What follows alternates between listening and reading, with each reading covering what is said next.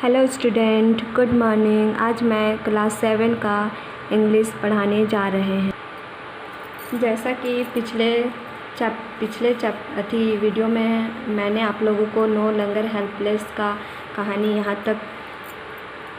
यहाँ तक बता चुके थे, जिसमें लेखिका अपने आप को बहुत असहाय महसूस करती थी। फिर एक शिक्षित ग्रुप लोगों का समूह आया और जिसने उसे पढ़ने के लिए प्रेरित किया और उसके बाद वह उसे पढ़ना स्टार्ट कर देती। आइए अब हम लोग आगे कहानी समझने का कोशिश करते हैं। माई greatest sense of pride, Joy and achievement is when I find myself able to help my grandchildren in their study।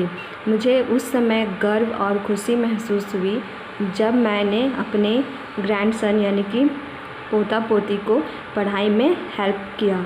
This is something which was unthinkable a few years ago. और ऐसा मैंने बहुत बाद में करना सीखा। Out in the world and in the street where I help out a local tea shop। बाद में मैंने चाय की दुकान होता वहाँ पे काम करने के लिए सोचा था। I am able to maintain calculation and to draw up the rough and ready budget for my daily expenses. मैं सोचती थी कि मैं अपना बजट और जितना भी है खुद करना सीखूं।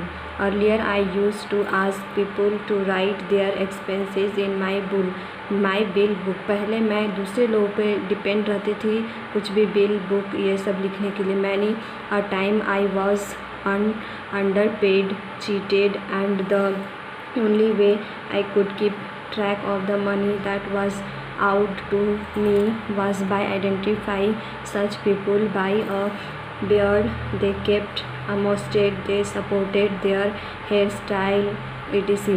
पहले लोग मुझे आसानी से ठग भी लेते थे और मुझे दूसरे लोगों पर डिपेंड होना पड़ता था।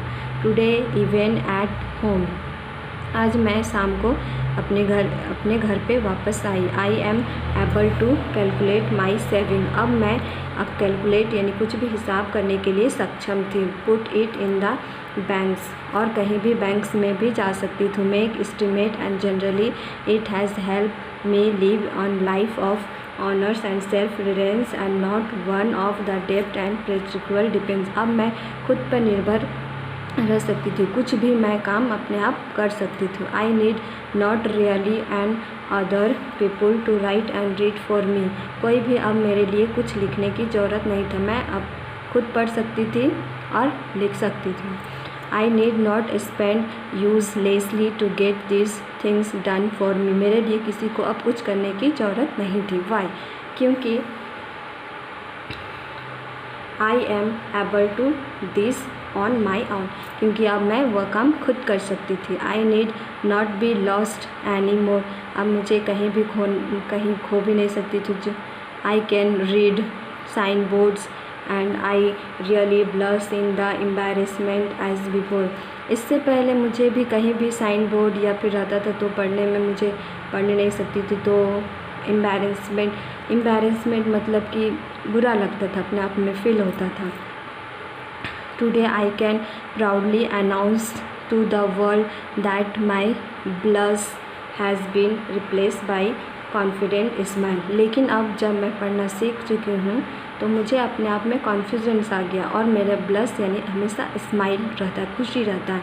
आई will remain ever grateful to all of you who are responsible for giving me a second chance.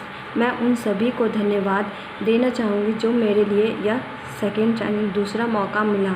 A chance to read a better life, पढ़ के और मुझे कुछ और अपने लाइफ को अच्छा बना सकूं। I was lost but literacy found. मैं पहले खो चुकी थी लेकिन शिक्षा ने मुझे वापस खुद से मिला दिया। And for that I will continue to learn and I also urge my fellow sister and brother to join me in this wonderful life long experience of learning. इस पढ़ाई में मेरी सिर्फ बहन ने और मेरे भाई ने भी मेरा पूरा सहयोग दिया और मुझे अच्छा लाइफ दिया, जिसका राइटर यानी कि खुद या एक सोनाली कुमार जिसका राइटर है। ये अब आप लोग इसे पढ़ लीजिए कहानी, तो आप लोगों को समझ में आ गया पूरा कि कैसे मतलब उसका लाइफ मतलब कि शिक्षा के बिना अधूरा था, लेकिन अब वह शिक्षा करके फिर उनके साथ पूरा कॉन्फिडेंस आ गया। अब आप लोगों को काम है